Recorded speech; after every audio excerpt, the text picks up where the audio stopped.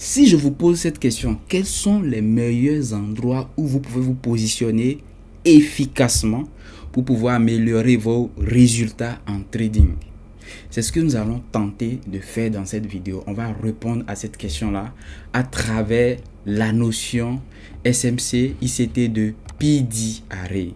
Dans cette vidéo, on va voir tous les PD Array, disons la majorité des PD Array que j'ai listés ici. On a parlé de Mitigation Block, Breaker Block, Liquidity Void, FVG, Infed Fair Value Gap, Inverse, Order Block, Rejection Block, Propulsion Block, Volume Imbalance, High Low. On va voir tous ces éléments-là et on va voir en fait à travers la notion de PD Array comment les utiliser efficacement. Déjà, si vous me demandez là maintenant, c'est quoi les PD Array? Si je vous demande à vous de me définir ça en 2 mots, de façon ramassée en 2 mots ce que ça veut dire pour que n'importe qui puisse comprendre, c'est que les PD Array, on va pas trop réfléchir, ce sont des zones d'attaque localisées dans un endroit précis. C'est tout. Zone d'attaque bien localisée quelque part. Donc quand on entend ça déjà, ça nous fait penser à quoi? Ça nous fait penser à des zones d'attaque. Ça nous fait penser au fait que les zones d'attaque, on ne les répète pas n'importe où. C'est-à-dire, on ne va pas trader n'importe comment. On ne va pas choisir une zone d'attaque en désordre. Ça veut dire que la zone d'attaque, avant de la choisir déjà, on doit savoir où elle doit être repérée. Donc, c'est ce que nous allons voir dans cette vidéo à travers les PD Array. Donc, déjà, quand on prend l'expression PD Array, PD veut dire Premium Discount et ça indique l'endroit où on doit aller chercher les zones d'attaque. Donc PD, Premium Discount, c'est l'endroit. Et Array, ce sont maintenant les zones d'attaque. Vous voyez, les zones d'attaque localisées quelque part. C'est aussi simple que ça. Donc ici, voici la liste des zones d'attaque dont il s'agira dans cette vidéo. Donc on va voir ensuite comment les tracer. Et on va voir comment les utiliser efficacement. J'espère que vous êtes prêts. J'espère que vous êtes chaud, débordé d'énergie comme moi. Si c'est le cas, likez cette vidéo pour la donner de la force. Posez vos questions en commentaire sans hésiter, bien sûr. Je vais faire mon maximum pour répondre à la plupart des questions. Et surtout, le Telegram est là. Le premier lien est épinglé. Vous pouvez nous rejoindre. Je profite pour vous rappeler que ceci est une playlist d'une formation complète où je vais donner le maximum. On a déjà vu 3 vidéos, la présentation, le SMC c'est quoi, et on a vu la structure du marché qui est très important. Et rappelez-vous, quels sont les 2 éléments fondamentaux dont je vous ai dit qu'il ne faut jamais oublier quand on parle de structure du marché. J'ai dit qu'il y a la cassure de structure qui est très importante, qui doit être bien identifiée, bien claire, pas doutable. C'est-à-dire on ne doit pas douter de la cassure. Et la cassure de quoi? Des niveaux clés. Ce sont les 2 éléments qui sont vraiment la base, la fondation de la structure du marché. C'est très important parce que vous allez voir que c'est déterminant, c'est vraiment nécessaire pour la suite. Ok? Maintenant, nous allons commencer avec le premier élément de notre liste. Je vous rappelle, l'idée dans un premier temps, c'est de vous expliquer chaque zone d'attaque. Ok? Avant d'aller plus loin, vous devez comprendre ceci. Dans quel contexte on est? Dans quel contexte on est avant de parler de PD Array? Quand on prend en compte la vidéo précédente, avant de parler de zone d'attaque, dans quel contexte on est? On est dans une situation où on a déjà une idée de là où on veut aller. Ok? On a déjà une idée de la direction du prix. Mais dans la vidéo précédente, je vous ai montré une petite technique pour avoir une idée de la direction du prix. C'était à travers la structure et une cassure évidente. Je vous ai dit que lorsque nous sommes haussiers comme ça et que le prix casse un niveau clairement sur un gros time frame, l'information qu'on a, c'est qu'on aura beaucoup de chances de continuer la hausse. Donc ça veut dire que vu cette information que vous avez déjà, vu la direction que vous avez, si vous voulez profiter de cette opportunité là pour prendre la hausse, ça veut dire que vous devez tenter de rentrer quelque part, anticiper ce creux là. Vous voyez? Maintenant, à quel endroit il faut aller chercher à se positionner maintenant? À quel endroit? Comment choisir l'endroit, comment choisir les zones. Et c'est là qu'on va parler de zone d'attaque, on va parler des PD arrêts. Ok? Donc ici, si on veut encore appuyer le concept avec la théorie de Doe, c'est que, en fait, ce qui s'est passé ici, déjà, c'est que on a, après cette cassure-là, on a un pic qui va forcément se former. Ça, c'est évident. Il n'y a pas de doute. Quel que soit l'endroit où le prix ira, quelle que soit l'impulsion que le prix fera, il y aura forcément un pic qu'il va former ici. Maintenant, la question, c'est le creux qui va se former. Il va se former où? On ne sait pas. Donc, l'idée, c'est de repérer les endroits où le creux prochain peut potentiellement se former. Et voici la liste des niveaux potentiels où le prochain creux peut potentiellement se former ici. Vous voyez? Donc, mon objectif maintenant dans cette vidéo, c'est de vous aider maintenant à repérer efficacement chacun de ces niveaux-là et surtout à les repérer dans l'endroit où il faut les repérer. Vous voyez ce que je veux dire? Donc, on ne va pas les repérer en désordre. Donc, l'endroit, c'est ça, le PD. Et arrêt, maintenant, c'est l'ensemble de ces mots-là. J'espère que c'est clair. Voilà. Moi, j'aime quand les choses sont claires. Quand les choses ne sont pas claires, j'aime pas du tout. Donc, maintenant, on va commencer maintenant avec le premier élément, en fait, de notre liste. C'est, en fait, la mitigation block. C'est ça, la mitigation block. C'est quoi la mitigation block? Je peux vous dire que c'est vraiment, pour être honnête, c'est très facile, très banal. Regardez, la mitigation block, c'est ça, c'est ce schéma-là. C'est une situation où on était peut-être haussier, vous voyez, on était haussier, et là, le prix se retourne. Quel est l'élément ici qui nous informe que le prix s'est retourné? C'est cette cassure qu'on a ici. Et je vous ai expliqué ça dans la vidéo précédente. Maintenant, quel est l'élément qu'on doit remarquer ici? C'est que ce retournement, déjà, c'est fait sans que le prix ne casse le dernier high. Donc, lorsque nous sommes dans une situation où le prix fait un pic plus bas que le pic précédent et il casse le dernier creux comme on a ici, vous voyez, il casse ça, on va dire qu'on a ce qu'on appelle une mitigation block. Donc ça, c'est un peu ça. Donc ça s'observe aussi ici. Parce que ici, on a la même chose. Regardez, le prix, il était baissier. Ça veut dire que puisqu'il était baissier, ce pic-là, il n'a pas cassé le pic précédent. J'ai même pas tracé le pic précédent, mais quel que soit son endroit, on suppose qu'il n'a pas cassé le pic précédent. Donc qu'est-ce qui s'est passé? Il n'a pas cassé, en plus, il casse le dernier creux. Donc, vous voyez qu'il y a toujours les mêmes informations, les mêmes caractéristiques. Et là, quand on a cette cassure-là, comme ça, on va parler encore de mitigation block. Tout simplement. J'espère que c'est clair. Donc, ça, c'est notre premier PD arrêt. Ok, donc quel est le niveau même en fait qui correspond à ça? Quel est le niveau, le trait, disons ça, le trait qui correspond à cette mitigation block? Si on veut faire une entrée précise, quel est le niveau? C'est ici, c'est là. Donc c'est ça notre niveau d'entrée ici, et c'est exactement ça notre niveau d'entrée ici. Donc c'est notre zone d'attaque. Pour les anciens, bien, ne réfléchissez pas trop. C'est un peu comme un support qui devient résistance. Banalement. J'espère que c'est clair. Maintenant, on va continuer ici. Bon, disons, en plus de ça, on a les pics qui ont certaines caractéristiques qui fait qu'on donne ce nom-là à la chose. On revient ici maintenant avec notre deuxième élément qui est le breaker block. C'est aussi un autre PD arrêt. Ici, qu'est-ce que vous pouvez remarquer rapidement? C'est la différence en haut ici. Vous pouvez voir que ici, on a le prix qui casse, mais avant de casser, il casse aussi. Ok, il casse aussi. Je reviens, hein. Donnez-moi quelques secondes. Il casse aussi ici. Vous voyez, il casse ça. Oh là là, what is going on? Voilà, le prix casse ici d'abord. Et là, il y a un truc intéressant. Regardez la cassure, elle est légère.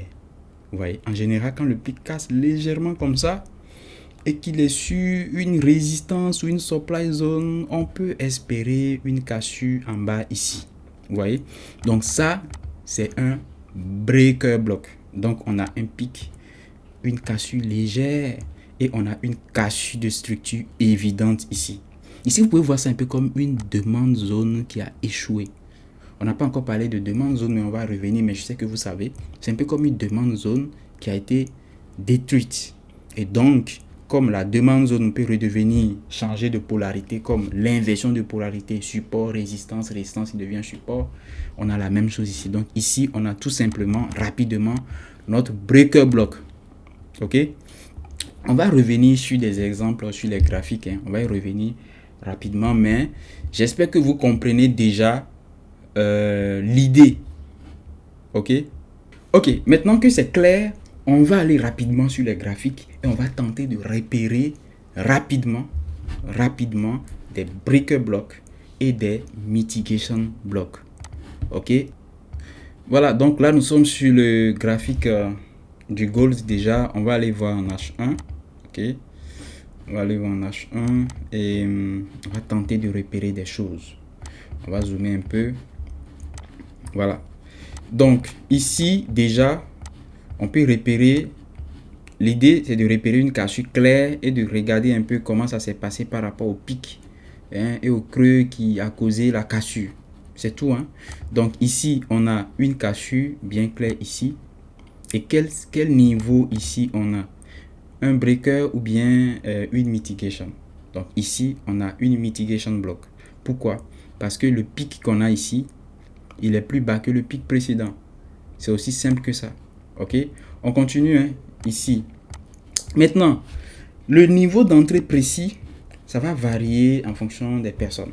Certains vont vous dire, pour le niveau, ils vont prendre la mèche de la bougie haussière là. Ok? Parce qu'on va regarder le mouvement haussier.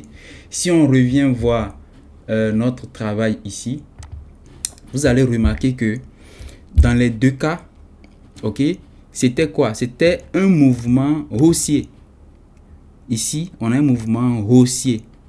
Ok? Et ici aussi, on a un mouvement haussier. Disons une bougie haussière. Donc là, ça ne peut que être qu'une bougie haussière qui commence cette hausse-là. Et ici aussi, une bougie haussière. Donc ça veut dire que pour tracer, on va prendre en compte la bougie haussière. Mais la question, est-ce que dans cette zone-là, on va prendre en compte la mèche de la bougie ou bien la clôture de la bougie? Ok? C'est ça la question. Donc ici, franchement, c'est pas trop une question qui va nous fatiguer. Ça va dépendre des situations. Regardez cette situation-là ici. Ici, dans cette zone-là, on pouvait considérer l'un ou l'autre parce que c'est pas des niveaux qui sont l'écart, disons, entre ces deux niveaux n'est pas significatif. Si on veut prendre en compte la mèche de la bougie haussière, là, regardez, c'est ici. Si on veut prendre maintenant le corps, c'est ici. Et là, on a notre mitigation block. Et vous voyez que l'écart n'est pas significatif. Vous voyez? Donc ici, peu importe ce que vous choisissez, ça passe. Maintenant, prenons le cas qu'on a ici. Ici, on a quoi? Regardez bien, on a quoi? On a le niveau qui est cassé ici. Il est comment? Le pic, il est comment par rapport au pic précédent? Il est supérieur. Donc, ça veut dire que dans un premier temps, ici, on a eu une prise de liquidité, ok? Avant que le pic qui prenne la liquidité vienne casser ce niveau-là. Donc, ça veut dire que là, on a un breaker block. Maintenant, pour tracer notre breaker block ici, quel niveau on va considérer? Regardez là, ici, on a la mèche qui est là. Vous voyez que ici, on n'a même pas besoin de vous dire qu'on ne va même pas la considérer. Elle a trop exagéré. Donc, ça veut dire que notre mitigation block, notre breaker block sera tracé comme ça. Donc, ça dépend des situations. Le plus important, c'est de comprendre la chose et de vous adapter en fonction de chaque situation. C'est aussi simple que ça. Vous voyez? Aussi simple que ça. Donc, on va voir, essayer de repérer d'autres situations. Ok, disons peut-être encore une ou deux. Et regardons ici, là. Ici, on a un creux ici. On a un autre creux. On a le prix qui casse ce niveau-là. Ok, le prix vient casser ce niveau-là. Et là, qu'est-ce qu'on a ici? On a un breaker block. Donc ici, on a notre cassure de structure qui est là.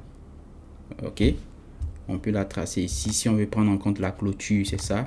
Mais si on veut prendre en compte le corps, c'est ça. Ok, le prix casse, il revient dessus, il teste, il fait demi-tour, il continue le mouvement. Donc ici, vous voyez clairement qu'on pouvait considérer l'un ou l'autre, ça ou ça.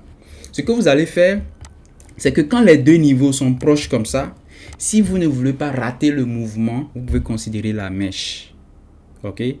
Maintenant, si vous voulez avoir un bon risque-reward, vous pouvez considérer la clôture. Certains vont considérer le milieu pour leur entrée. Peu importe, c'est subjectif, ça dépend de vous. À vous de voir ce qui vous intéresse. Le plus important pour moi, c'est de vous faire comprendre le niveau. Donc ici, on a clairement un breaker block. Pourquoi? Parce que ce niveau-là qui a cassé est plus bas que ce niveau-là. Donc, on a juste ici le prix qui prend la liquidité d'abord, on va dire, avant de continuer le mouvement. Vous voyez? J'espère que c'est clair. On va terminer avec le niveau qu'on a ici. Ici, on a quoi? On a une cassure intéressante là. Ok? Ici, qui est là. Le niveau qui a cassé, on a un creux ici, le creux. Le pic là qui casse ce creux là, il est comment par rapport au pic précédent? Il est plus bas. Donc, ça veut dire qu'ici, on a une mitigation block. J'espère que c'est clair. C'est franchement le plus facile, quoi. Ok. Maintenant, on va continuer avec ce qu'on appelle liquidity void. Franchement, c'est pas le type de zone d'attaque que je vais vous conseiller forcément, mais ça fait partie quand même des éléments considérés comme zone d'attaque dans les PD arrêts. Vous voyez. Maintenant, pour les repérer, c'est simple. C'est une série de bougies. Pas une série de 3 bougies. Non. Ça, c'est juste pour l'exemple. Mais c'est une série de bougies alignées sans zone d'attaque à l'intérieur. Donc, l'idée ici, c'est que à l'intérieur de votre impulsion, c'est quelque chose aussi qui peut réagir. Ok. C'est quelque chose qui attire le prix. Et donc aussi qui peut réagir quand le prix, disons, termine de le bouffer, quoi, en quelque sorte. Mais je vous recommande moins de vous concentrer sur des niveaux comme ça, comme zone d'attaque. Et ça, on n'a pas besoin d'exemple. C'est exactement comme ça sur les graphiques. Ok. Ici, voici encore une zone d'attaque. Ici, c'est les imbalances. Très populaire, très connu. Aussi appelé FVG, Fair Value Gap. Fair Value Gap. Ici, c'est quoi? Déjà, pour les repérer, c'est une série de 3 bougies. Et on va se concentrer sur les 2 bougies extrêmes qui encadrent la bougie du milieu. On va regarder les mèches de ces 2 bougies-là. Vous voyez? On prend la première bougie qu'on a en bas ici, la mèche là. On va mettre notre ligne dessus. Ok? On regarde la deuxième bougie qu'il y a en haut. On va mettre notre ligne dessus. L'idée, c'est que les 2 mèches de bougies de part et d'autre de la bougie du milieu, les 2 mèches ne se touchent pas. Quand les 2 mèches ne se touchent pas, on a un vide au milieu. Ce vide au milieu, c'est ce qu'on appelle FVG imbalance. Ce vide au milieu, c'est ça notre fair value gap. Donc on suppose c'est un peu comme un gap en fait. C'est un peu comme si le prix, il n'a pas retesté quelque chose. Donc il y a un vide ici. Vous voyez? Donc si cette mèche là était plus longue, ok, si on avait un truc comme ça, notre mèche était comme ça, regardez ça, comme ça là, ça veut dire qu'il n'y aurait pas eu de FVG. Pourquoi? Parce que les 2 mèches de part et d'autre se touchent. L'idée c'est que ça ne se touche pas. Vous voyez? Et quand ça ne se touche pas, on peut tracer notre espace ici. Là, notre espace là, c'est ça, notre FVG. Donc, c'est considéré aussi comme une zone d'attaque. Donc, une zone, un endroit où le prix pourrait réagir. Ok? Donc, ça veut dire que sur un gros time frame, par exemple, sur un gros time frame, le daily H4, lorsque le prix vient là-dessus, vous pouvez chercher une confirmation d'achat. parce que le niveau peut réagir. C'est aussi simple que ça. J'espère que c'est clair. Ok, donc on va continuer avec le PDRA suivant. Ici, c'est très simple. Ça, c'est la FVG inversée. IFVG. Ok? L'idée, c'est un peu comme l'inversion de polarité. Qu'est-ce qui s'est passé? C'est qu'on avait une FVG avant. Regardez, les mèches de part et d'autre ne se touchent pas exactement comme ici. Le prix part, il revient dessus, mais malheureusement, il ne réagit pas, mais il casse le niveau. Il clôture même en bas, vous voyez, il casse le niveau, clairement. Donc l'idée, ça veut dire que c'est que lorsque le prix reviendra, ce niveau précédent peut réagir. Donc l'inversion de polarité qu'on utilise avec les supports et résistances, le support qui devient résistance, c'est ça qui est appliqué ici. Ça veut dire que cette FVG peut devenir une nouvelle zone qui va réagir. Donc c'est pour ça qu'on met I inversé, IFVG, tout simplement. J'espère que c'est clair. Donc ça aussi, ça peut être considéré comme zone d'attaque. Voilà, donc il y a certains même qui le tracent très long, ok, qui le tracent très long, quel que soit le nombre de fois où le prix le traverse. Comment dire, les gens continuent à regarder, à espérer que le prix réagisse dessus.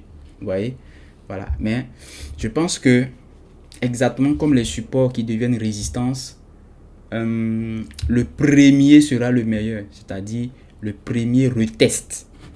J'espère que vous me comprenez. Le premier retest en général sera le meilleur et plus on revient dessus, plus la qualité peut baisser. Maintenant, c'est vraiment un grand débat. Hein. C'est vraiment un grand débat. Mais voilà, vous avez l'idée. Maintenant, ici, on va parler de, du PDRA le plus populaire, le plus connu. C'est ce qu'on appelle order block. Order block ou pour aller plus vite, vous pouvez parler de supply ou de demande zone. Si vous avez déjà des notions là-dessus, franchement, c'est pas trop différent. Ok? Comment ça marche? C'est que on avait déjà les order blocks, c'est ce qu'il y a de plus facile à repérer.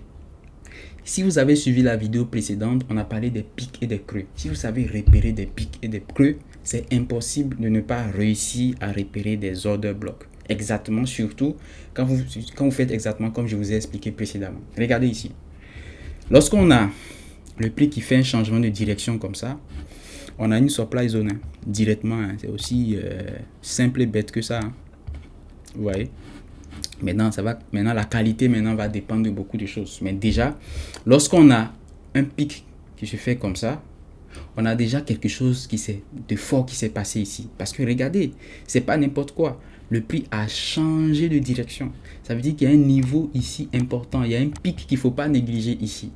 Donc en général, ce niveau-là, le pic-là, qui est dû à ce changement de direction, on va l'appeler order block. C'est aussi simple que ça. Donc ici, j'ai fait un petit résumé. J'ai mis juste une bougie haussière. Mais vous pouvez imaginer qu'il y a une série de bougies haussières ici. Donc il y avait une hausse. Et ensuite, le prix chute comme ça. Vous voyez? Donc là, on a notre order block. Order block, l'anglais. Maintenant, là, on a notre bloc. Maintenant, comment le tracer? Ça, il y a plusieurs façons. Mais ce que vous devez faire, c'est très simple. Vous devez repérer tout simplement la dernière bougie haussière avant la chute. Ok? La dernière bougie haussière dans le pic. Donc, on va se concentrer sur la zone qu'il y a ici. Voilà, sur cette... qu'est-ce que je fais?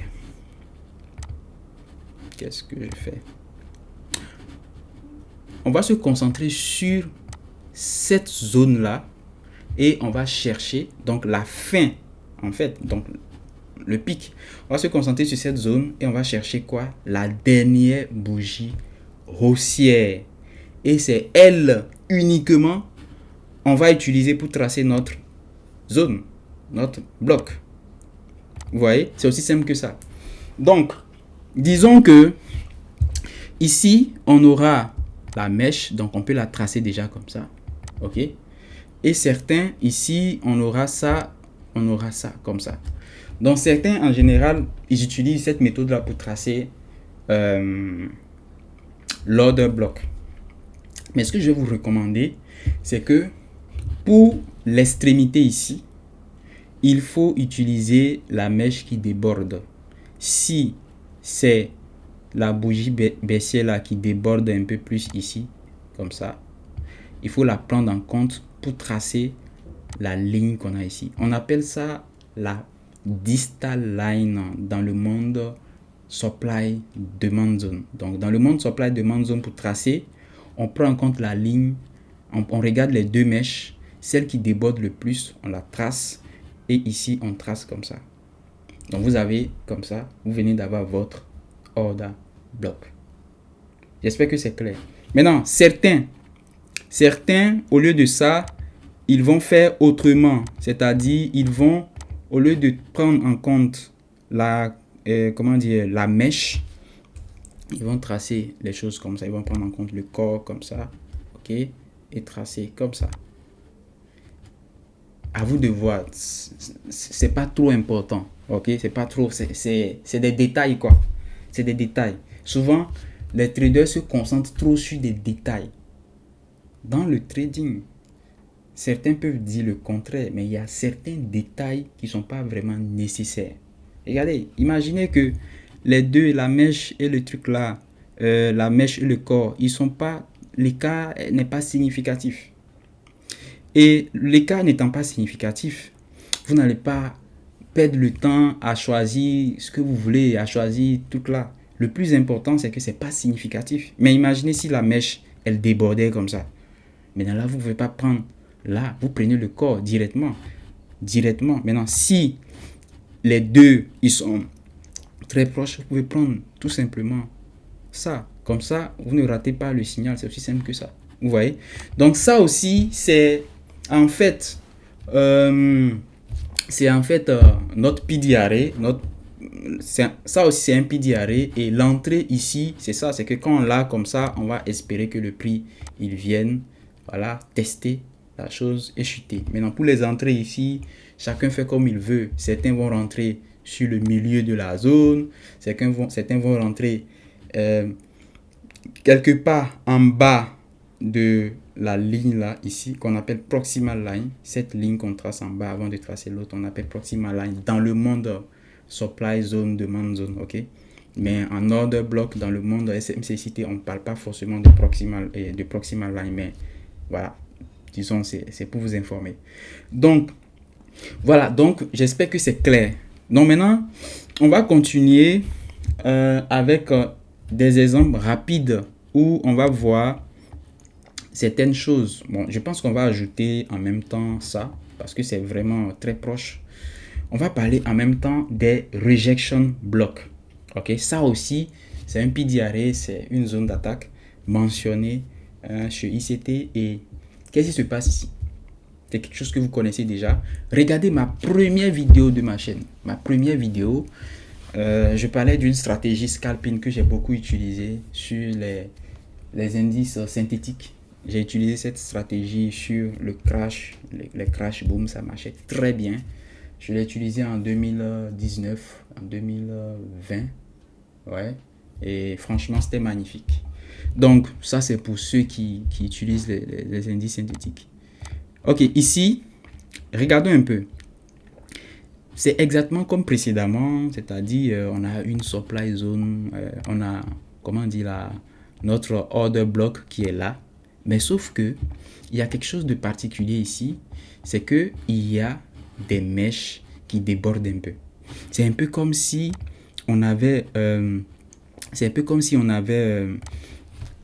un niveau qui a réagi sérieusement. Regardez là. Le prix, il a réagi ici sérieusement. Comme ça. Donc, le prix, il est venu sur le niveau. Il a tenté de casser le niveau. Il n'a pas pu. Il a laissé les mèches. Les mèches ici sont les résultats d'une réaction du prix qui tente de monter, mais qui finalement échoue dans cette tentative.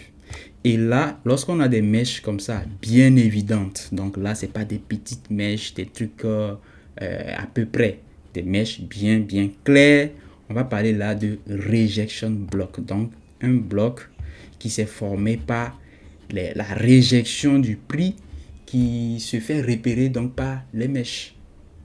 Ok, donc ici, pour tracer notre rejection de bloc, c'est simple. Ce qui nous intéresse, c'est juste ça. Hein. Vous voyez? Donc, comment on va tracer? On va tracer à travers la clôture qui est ici, le niveau de clôture là, et la mèche extrême. Donc, on ne va pas tracer à partir d'ici, non. La mèche extrême, donc on trace comme ça. Là, on a notre zone d'attaque, qui est notre rejection block. Donc ça, en fait, c'est le pic. Ce niveau-là, c'est le pic. C'est-à-dire, quand vous mettez le graphique en ligne, vous allez voir, c'est le niveau le plus pointu. Ok, vous allez voir, il fait ça comme ça. C'est le niveau pointu du graphique en ligne. Ok, donc, ce qui se passe là maintenant, c'est que, ok, vous avez votre chose et là, l'idée, c'est que voilà, on va espérer que le prix vienne ici, il peut réagir dedans et c'est ça quoi. Donc ça, c'est quelque chose qui est très intéressant sur les gros time frame. Ok. Maintenant, il y a certains, pour les entrées, ils vont faire en général comme ça. En principe, ce qu'il faut retenir pour les entrées, c'est que soit les gens rentrent en bas exactement du début de la zone, soit les gens rentrent au milieu de la zone, ou ils rentrent voilà, beaucoup plus bas, mais en général, c'est comme ça. En général, légèrement avant la zone et au milieu de la zone, le stop loss complètement en haut. Donc, j'espère que c'est clair et c'est ça qu'on appelle les rejection blocks. C'est aussi simple que ça. Allons directement voir quelques exemples. Voilà, donc ici, voyons les FVG. L'idée, pour le moment, on est en train de voir les éléments de façon séparée. N'oubliez pas. Donc, on n'est pas en train de mettre tout ensemble. Bientôt, on va mettre tous les éléments ensemble. On avait dit pour les FVG, c'est quoi? C'est des bougies qui ne se touchent pas par rapport à les mèches de bougies qui ne se touchent pas par rapport à la bougie de milieu. Donc, regardez ici, la mèche, cette grosse bougie. On va regarder cette grosse bougie. Ok. Et on regarde cette grosse bougie, les bougies qu'il y a de part et d'autre. Donc, on peut tracer notre ligne là. Ok. Et notre deuxième ligne. Oh là là. Notre deuxième ligne, on la met ici. Vous voyez? Et l'espace là, c'est ça la FVG. Tout simplement. On peut faire pareil ici. Cette ligne là. Avec la ligne qu'on a ici. L'espace là, c'est la FVG. Vous voyez? On peut tenter la même chose ici. Est-ce qu'il y a FVG ici? Non. Regardez. La ligne, la bougie au milieu, les deux mèches là se traversent même largement. Donc ça veut dire qu'il n'y a rien ici. Ici aussi, il y a quasiment rien. Il y a peut-être un petit truc. Voilà. Vous voyez? Donc il y a une légère FVG à l'intérieur. On continue, hein? Regardez ici, les deux lignes se touchent presque. Ma ligne aussi est trop grosse. Regardez ici, on a ça et on a ça. Donc ça, c'est les FVG, les fair value gap, les imbalances. Et ça, franchement, c'est les plus faciles, les plus simples à détecter. Ok. Maintenant que ça, c'est clair, on va aller voir maintenant les FVG inversés. Donc l'idée ici, c'est quoi? C'est que la FVG, elle était là. Le prix l'a traversée. Mais on peut quand même la prolonger pour la réutiliser plus tard. Comme support qui devient résistance, ainsi de suite. C'est ce qu'on avait dit, non? Voilà. Donc, on va voir quelques exemples ici. Ici, regardons ça là, par exemple. Ok, on va tracer ça. Ici, on a une FVG, hein, on a ça. Ok. Maintenant, on va l'allonger un peu plus. Voilà. Donc, l'idée, c'est que cette FVG là, malgré que le prix a réagi dedans, elle peut nous servir encore plus tard comme niveau. Ok, le prix peut réagir encore dessus. C'est aussi simple que ça. Maintenant, dans les analyses en général, ce qu'on va faire dans cette situation là, c'est que ce qui sera intéressant, c'est de l'utiliser directement. Attendez, je vous montre. C'est-à-dire qu'on a un truc comme ça. On a un truc comme ça. Boum, le prix qui casse. le prix revient. Les FVG qui n'ont pas marché ici, qui sont ici, là, vous voyez, ou bien ici, quelque part sur cette branche-là. Et les FVG qui n'ont pas marché, qui sont quelque part sur cette branche-là. Vous voyez? Donc, on peut les prolonger comme ça. Ou les prolonger comme ça. Et espérer que le prix puisse peut-être réagir dessus encore avant la chute. C'est aussi simple que ça. Donc, c'est comme ça, il faut repérer ça de façon facile pour aller vite. Ne pas trop chercher à avoir des FVG partout. Ouais. Donc là, pour les FVG inversés, c'est ce que je vous recommande. J'espère que c'est clair. Hein? Voilà. Donc, c'est ça. Donc, ici, si on veut appliquer ce que je vous ai dit là, qu'est-ce que vous allez faire? Ça veut dire que pour cette... là, il faut que je trouve un cas. Parce que ça va pas être évident quand on veut chercher un cas comme ça. Souvent, c'est quand tu ne cherches pas que tu trouves des choses, quoi. Voilà, regardez ici. Pour cette impulsion baissière là, ok, pour cette baisse là, avec le prix qui casse la structure ici, comme ça là. Donc, si on veut tracer des FVG inversés comme zone d'attaque, on peut s'intéresser à cette hausse là et à cette baisse là, par exemple. Ok, donc je peux tracer une FVG ici. Regardez celle-là par exemple, comme ça, que je prolonge. Vous voyez? Ou bien je peux prendre celle-là que je prolonge. Vous voyez? Donc c'est un peu comme ça, ça fonctionne. Certains peuvent même prendre celle qui a quelque part ici et prolonger. J'espère que c'est clair. Maintenant que tout est clair, on va passer maintenant aux order blocks. Et ça, c'est trop facile. Et je vous avais dit, les order blocks, pour les repérer, c'est simple. On va voir une impulsion, on va voir, comment dire, un pic. On va repérer un pic. On a le prix qui monte et il chute. Boum. Ici, on a un pic. On a un pic. Et qu'est-ce qu'on va faire? Tout simplement, pour tracer, on prend en compte, si on veut, la mèche et la mèche, disons la bougie haussière, quoi. Ici, on fait ça et on trace. Donc, on a notre breaker. Donc, on a notre order block ici. Je commence à fatiguer là. On a notre order block ici qu'on peut prolonger comme ça. Vous voyez? Maintenant, certains, comme je vous disais, peuvent tracer ça comme ça, en prenant en compte le corps. Ok, comme ça. Mais quoi qu'il arrive, ce qui ne doit pas varier, c'est ici. Ce que j'appelais la distal line, c'est-à-dire l'extrémité. Là, il faut toujours prendre ce qui déborde. Voici un cas très intéressant ici qu'on va voir. Regardez ici. Ici, on avait une hausse aussi. Donc ici, on peut dire qu'on a notre order block ici. Ok. Maintenant, qu'est-ce qui va se passer ici? Qu'est-ce qui va se passer ici? D'abord, on va tracer notre première ligne qui sera en bas. Ok. On peut prendre en compte la mèche ou bien la clôture. Peu importe. Regardez, c'est trop proche. Donc, ça n'a pas de problème. Maintenant, ici, qu'est-ce qu'on va prendre en compte ici pour tracer l'autre ligne? C'est ça, non? C'est correct, non? J'ai dit de regarder ce qui déborde, c'est ça, non? Bien sûr que c'est pas ça.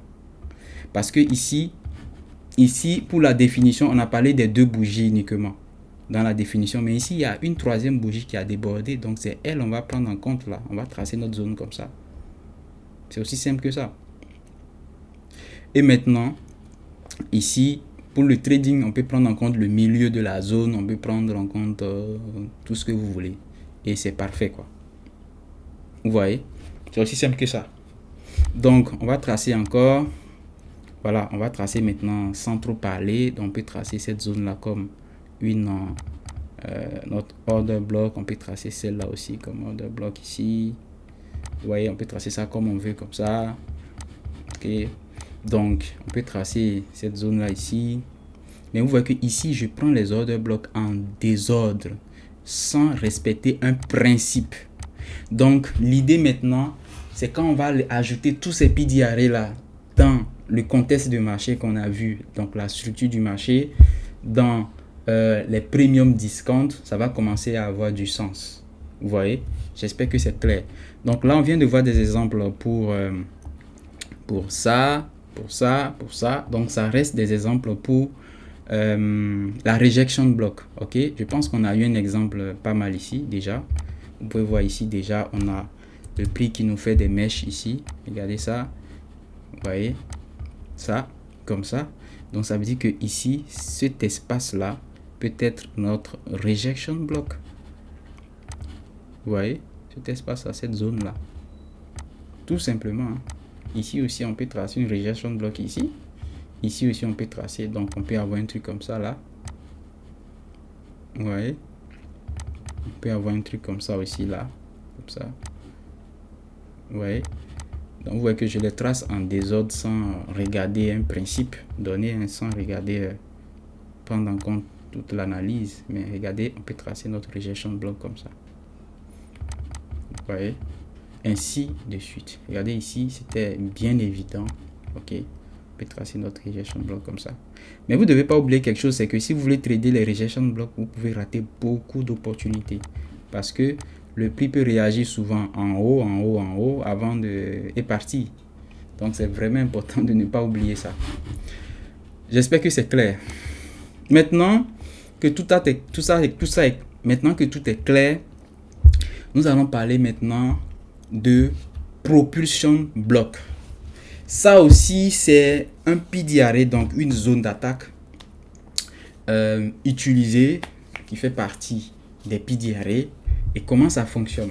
Ici, en fait, pour faire simple, vous devez comprendre que c'est deux zones d'attaque qui sont collées, quoi. Un peu comme un escalier, c'est-à-dire que vous avez le prix qui fait une zone ici, et légèrement en haut, collé en même temps, il fait une autre zone d'attaque en même temps. Donc vous avez deux zones d'attaque combinées.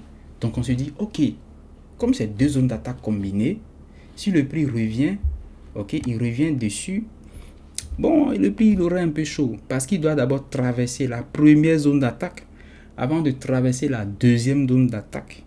Vous voyez, donc on se dit, ok, le prix a beaucoup de chances d'être propulsé, quoi qu'il arrive. Donc c'est ce qu'on parle, c'est ce qu'on appelle propulsion block. Si vous partez, vous amusez à voir deux zones d'attaque alignées et vous mettez des ordres en pensant que ça va être aussi facile, vous allez prendre des SL sérieusement. Pourquoi? Parce que quoi qu'il arrive, il faut intégrer tout ça dans un processus bien défini, bien clair. Prendre en compte, savoir où le prix doit aller, a beaucoup de chances d'aller. Vous voyez tout ça avant de penser zone d'attaque. On ne pense pas zone d'attaque quand on commence les analyses. On pense direction. Ok? On pense direction. Et en plus, on pense le reste. J'espère que c'est clair. Donc ici, vous pouvez remarquer clairement qu'on a eu quoi là? On a notre première zone d'attaque ici qui est la supply zone qui est là, clairement. Ok? Donc on a notre supply zone qui est là. Ok? Et en plus de ça, on a quoi? On a une autre demande zone qui est ici. Ok? Ça, vous savez déjà, c'est une demande zone, c'est aussi une OB, order block aussi, c'est-à-dire on a la bougie haussière, en plus on a la baisse. Une bougie haussière encadrée de deux bougies baissières, c'est une supply zone, c'est une OB, order block. Donc ici, on a notre première zone d'attaque, on a notre deuxième zone d'attaque. Donc l'idée c'est que lorsque le prix reviendra, ça va pas être facile pour lui de traverser quand même les deux zones. Donc il y a beaucoup de chances qu'il soit propulsé. C'est pour ça qu'on parle de propulsion block. Ok? Donc c'est ça. Donc disons minimum 2. S'il y a 3 aussi, bon, tant mieux. Vous voyez, c'est un peu ça l'idée. Maintenant, une autre façon de voir ça, c'est de tracer ça un peu comme ça. Dans quel sens? C'est que ici, on avait le prix qui fait la même chose. Hein. Vous voyez? Regardez là. Il fait cette impulsion-là. Je vais prendre une autre couleur pour vous. Oh là là, ceux qui n'ont pas encore liké, c'est le moment. Ceux qui oublient. Il m'arrive aussi, pour être honnête avec vous, d'oublier de liker des vidéos. C'est-à-dire, je regarde la vidéo, j'apprécie sérieusement la vidéo, j'envoie même le lien à quelqu'un. Mais après, je remarque que j'ai même pas liké la vidéo. Ça arrive, franchement, ça m'arrive aussi. Donc c'est pour ça que des fois, on doit le dire une fois, et puis ça permet de se rappeler, quoi. Allez, faites-le et on y va. Maintenant, ici, regardez ça.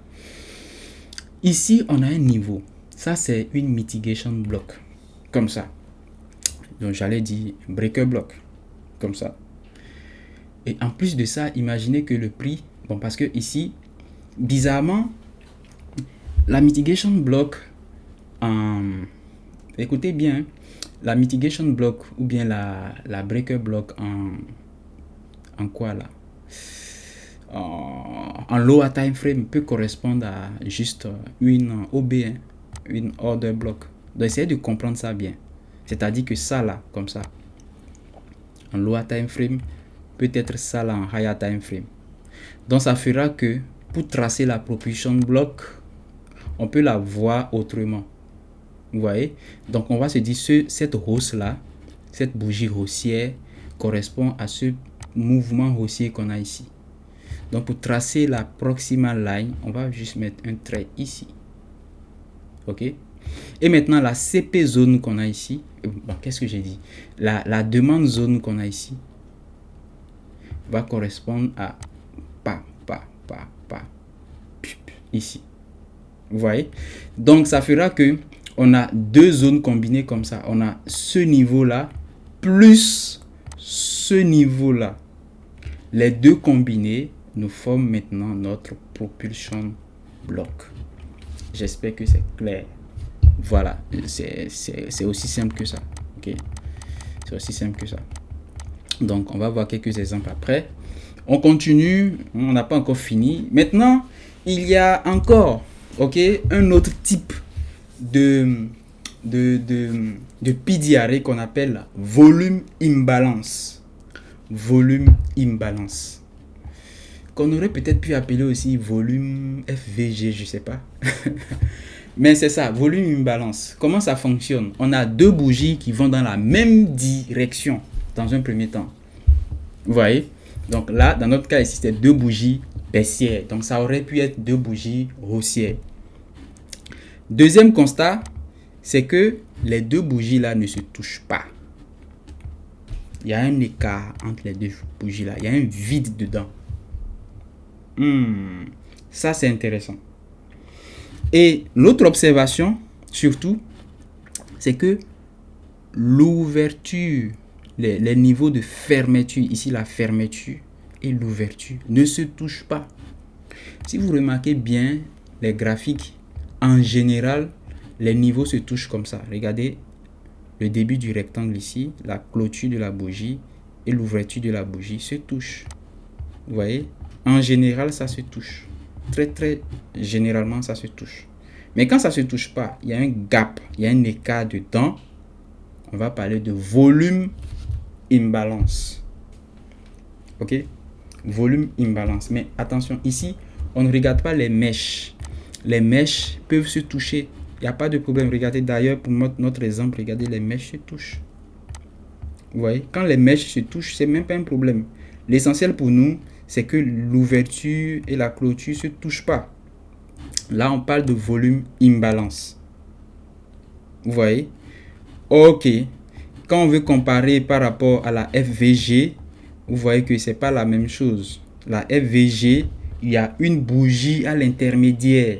Il y a une bougie au milieu. Ici, il n'y a pas de bougie au milieu. Vous voyez, il y a plutôt un vide. Donc là, on parle de volume imbalance. Maintenant, comment ça fonctionne ici pour les volumes imbalance? L'idée, c'est ça. C'est qu'on va les tracer. Donc, on prend le niveau là, hein, tout simplement. On prend ce niveau là comme ça. Vous voyez, avec ce niveau là ici comme ça. Donc, on a notre espace qui est là. Ce vide là. C'est ça qu'on appelle volume imbalance. Donc, l'idée maintenant, c'est que ce niveau là peut réagir dans le futur. Ce niveau-là peut réagir. Ce niveau-là aussi peut attirer le prix. Donc, quand on va parler de direction, on va parler de biais. Je vais vous montrer toutes les techniques, y compris celles-là, qui permettent d'analyser le biais, ok, avec les méthodes SMCCT. Donc, l'idée, c'est que lorsque le prix reviendra ici, on a beaucoup de chances que ce niveau-là réagissent. Donc, on peut chercher des opportunités de vente. J'espère que c'est clair. Maintenant, c'est la même chose comme l'autre. C'est qu'en général, pour rentrer, pour les autres zones d'attaque en général, on peut rentrer soit légèrement en bas de la zone, on peut rentrer au milieu de la zone. Généralement, c'est comme ça. Ok? Voilà. Maintenant, on va terminer avec les old high low, les anciens high, les anciens low qui peuvent aussi servir de PD array. Qu'est-ce que je veux dire par là? Ok? Qu'est-ce que je veux dire par là? Regardez, ici, on va tracer rapidement quelque chose d'intéressant. Let's see this. Donc, on a le prix qui faisait un truc comme ça. Ok? Il fait ça, il fait ça, il fait ça. Donc, qu'est-ce qui se passe? C'est qu'on a eu des PD array dedans. Il y a peut-être ce niveau-là, il y a FVG ici, il y a supply zone ici, il y a volume imbalance, il y a tout. Maintenant, la mèche, l'extrémité, le high, le niveau à l'extrême là, est aussi considéré comme PD array. Tout simplement. Donc, si je veux prendre le cas qu'on a ici, regardez ça là, ça veut dire que ce niveau-là, ce niveau-là ici peut aussi être considéré comme PD array, tout simplement. Donc, c'est un niveau qui peut réagir ou que le prix peut liquider avant de faire le mouvement. Donc, il va nous intéresser également comme zone d'attaque ou zone de liquidité potentielle. J'espère que c'est clair. Voilà, on va voir ça rapidement sur les graphiques. Et ensuite, on va maintenant essayer de voir comment combiner tout ça là pour pouvoir construire quelque chose de cohérent. Ok? Donc, on va voir des exemples de propulsion block et de volume imbalance. Ok. Ici, c'est pas mal comme propulsion block. Regardez ça là. Ici, on avait un niveau ici. Ok. Ça, c'est un niveau de support. Mais ici, on va l'appeler quoi? On peut l'appeler ici breaker block. Parce qu'on avait un pic ici que le prix a cassé. Et ensuite, on a une zone d'attaque en bas. Donc là, on a deux zones combinées. Ok? Parce que cette hausse-là, avec cette baisse, ça correspond à une OB sur les gros time frame. Donc, un order block. Donc ici, on a deux zones coincées ensemble. Donc ça, c'est une propulsion block. Ok, maintenant regardez, le prix il fait quoi? Il traverse, il réagit dedans et il part. Mais l'idée pour moi, c'est de vous montrer comment repérer ça. Donc c'est ça. Vous voyez? Ici aussi, c'est pas trop mal. Parce que ici, on a deux niveaux coincés ensemble. Regardez, on a ça. On a ça là. On a ça là aussi.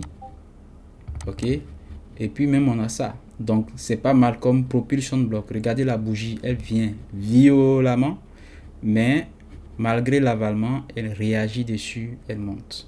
Vous voyez? Donc, ça aussi, c'est une propulsion block. J'espère que c'est clair. Regardez ici, on a aussi un autre cas. Regardez ça. Finalement, c'est pas aussi rare que ça. Hein? Donc, ici, on a notre chute. On a un bloc ici. OK? Et ici, on a un autre bloc ici. Et les deux blocs sont alignés, le prix vient, tac, tac, tac, tac, et il réagit. Donc, c'est ça, tout simplement, les propulsion blocks. Maintenant, les volumes imbalance vont pas être faciles à repérer. On va voir si on peut trouver. Sur le Forex, c'est pas évident. Il n'y a pas assez de gap, d'écart de prix, mais sur les indices, je pense que ça peut être beaucoup plus visible. Ok, sur les indices, ça peut être beaucoup plus visible. On va chercher, on va voir.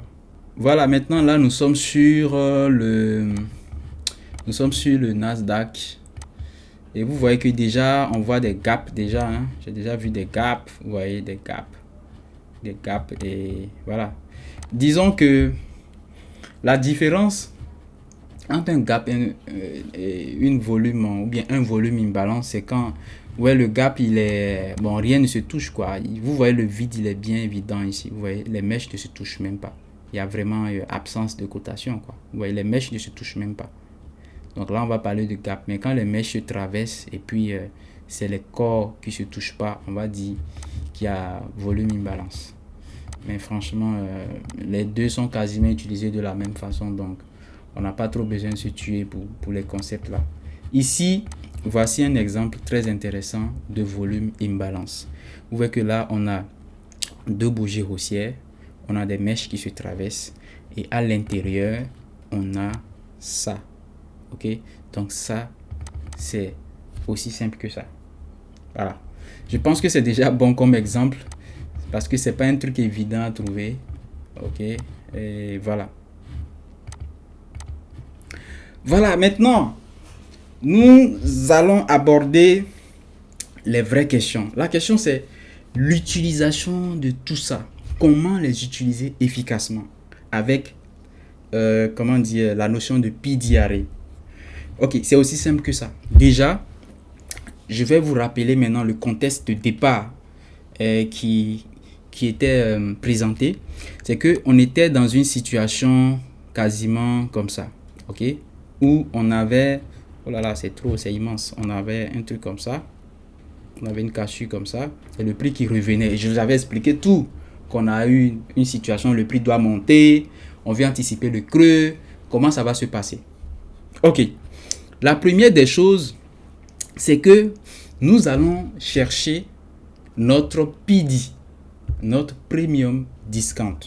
Donc, on va chercher tout simplement à nous intéresser à l'impulsion. Donc, d'abord, on doit laisser le prix corriger avant de chercher à mettre, avant de nous intéresser à notre impulsion, on va laisser le prix corriger.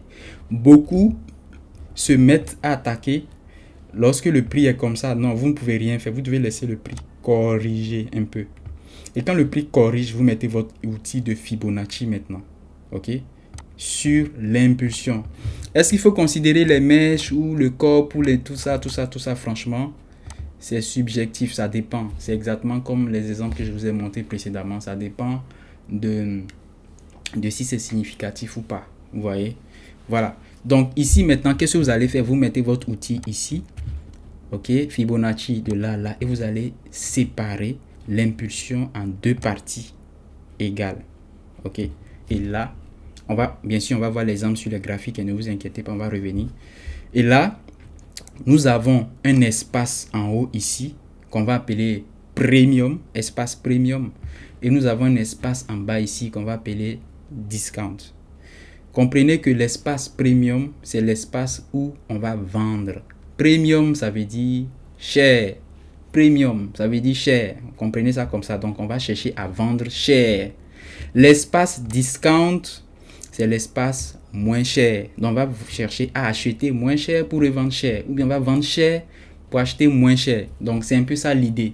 Donc, ça veut dire que lorsque vous avez une opportunité d'achat ou bien vous avez repéré une direction haussière, vous allez venir chercher vos PDRA dans l'espace discount.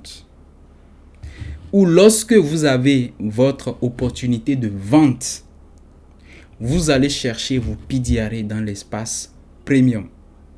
J'espère que c'est clair. Donc ça veut dire que déjà, vous savez où vous devez les chercher. Donc vous ne pouvez pas dans une opportunité d'achat, ok, venir chercher vos PDRA là dans l'espace premium. Non. Pourquoi? Parce que ça veut dire que vous allez acheter cher. Si vous achetez cher, vous allez revendre cher et vous n'allez pas faire beaucoup de bénéfices. Mais si vous achetez moins cher, vous allez faire beaucoup de bénéfices. Donc, nous considérons que la zone en bas des 50% là est la zone moins chère. Et la zone en haut des 50% est la zone chère. C'est aussi simple que ça. Maintenant, comment les choses vont se passer? Comment les choses vont se passer? Par ordre. Ok? Parce que ici, on essaie de mettre des ordres. Mais franchement, quand vous êtes réaliste, vous allez voir que cet ordre n'a pas trop d'importance. Ok? Mais ce que vous devez comprendre, c'est quoi? Venons déjà, venons sur les graphiques. Je pense que ça va être plus intéressant sur les graphiques parce que là-bas, ça devient un peu compliqué. Ok? Ça devient un peu compliqué. Je vais prendre une situation un peu plus intéressante ici. Regardez ça, celle-là. Donc, on avait en fait... je vais vous montrer un truc. Je vous fais un petit bonus. Ça, on va en parler plus tard, mais je vous fais le bonus ici. Quand vous avez un graphique bizarre comme ça, là, l'information fondamentale que vous devez comprendre, on est en H1. Vous avez un graphique bizarre comme ça. Le problème des gens, c'est que vous voulez analyser les choses bizarres. Vous n'aimez pas les structures simples. Vous aimez les structures compliquées. Alors que c'est les structures simples qui donnent de l'argent facilement. Okay. L'information que vous avez, c'est que le time frame, l'unité de temps, doit être trop basse. Donc vous devez monter. Allons voir en H4. Parce que je veux m'intéresser à cette comment dire, impulsion là. Regardez celle-là. Cette impulsion baissière là. C'est elle qui m'intéresse. Mais regardez comment c'est mélangé. Vous voyez. Alors qu'on pouvait avoir un truc joli comme ça. Il y a ça toujours sur les marchés. Hein, sauf que vous ne savez pas comment les repérer. C'est tout. Donc qu'est-ce que je vais faire? Une technique quand c'est mélangé. Ça veut dire que je dois monter. Je dois monter pour que ça soit correct. Donc je viens en H4. Déjà. Regardez en H4 comment c'est correct. Ça veut dire que là, vous avez compris. Vous avez compris. Donc ici, on a une impulsion claire. Mais regardez ici, c'est bizarre. Vous voyez, c'est bizarre. Vous ne pouvez pas analyser les choses correctement ici. Certains même vont rester en M30 ou bien en M15 et vont vouloir faire des analyses bizarres comme ça. Alors que vous devez juste monter. On va voir ça dans l'analyse multi-time frame. Vous devez juste monter et voir les choses clairement. Ok? Donc, ici, je m'intéresse à mon impulsion.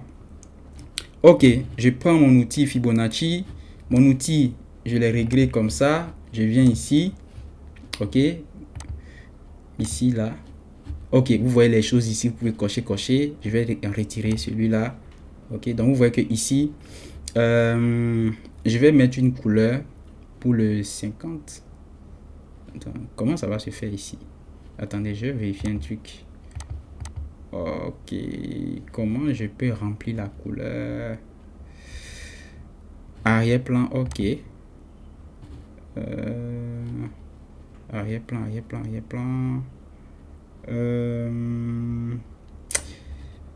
Attendez, je vais voir ça comme ça va. Ok. Donc ici, on va mettre le rouge. On va mettre ce rouge là avec tout comme ça. Et puis, en bas, peut-être le 0. Hein. On va mettre le vert, non, bien le bleu. Voilà, c'est pas ce que je veux. Donc, ça va être ici. Bleu comme ça. Ok. Donc, comme je vous l'avais dit, l'idée de base, c'est que on vend dans le rouge, on achète dans le truc là, dans le bleu. Voilà, donc ici, on va repérer notre impulsion. Et qu'est-ce qu'on va faire? On va mettre ça sur le pic là, et on va le tirer pour descendre sur la mèche ici. Tu vois, on a le pic là, on a la mèche ici. Et là, on a notre niveau qui est tracé. Parfait. Maintenant, ici, nous sommes en H4. C'est le time frame, l'unité de temps supérieure.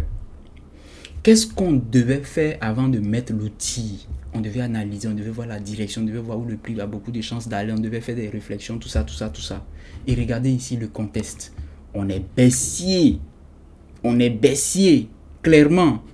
Et on a une cassure violente, comme je vous l'ai dit dans la vidéo précédente.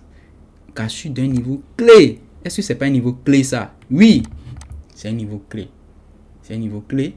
Et là, on a une cassure violente. Et je vous ai dit que quand on a ça, ce qu'on peut faire, c'est que de là à là, c'est une direction anticipable. C'est un mini biais, on va dire. C'est un biais, comme ça. Dans la vidéo précédente, tout a été clair. Donc ici maintenant, puisque ça c'est clair, où on va se positionner pour vendre? C'est ça la question. Donc, on va commencer à repérer les PDRE. C'est aussi simple que ça. On va chercher à repérer les PDRE. Ok? Voilà. Donc ici, puisque nous voulons vendre, ça veut dire que déjà, on va exclure immédiatement tout ce qu'il y a ici. On n'a même pas besoin de ça. Donc ça veut dire que les zones d'attaque qu'on va repérer en bas ici, on va les éliminer en même temps. Ok? On n'a pas besoin de trop réfléchir. Donc les zones, ça veut dire que s'il y avait une FVG ici, s'il y avait quelque chose ici, s'il y avait tout ce que vous voulez ici, on les ignore. Vous voyez? Et maintenant, tout ce qu'il y a au-dessus, on les prend en compte. J'espère que c'est clair. Maintenant, voyons voir les niveaux qu'il y a. Voyons voir maintenant les niveaux qu'il y a. Maintenant, ce que vous devez comprendre, c'est quoi?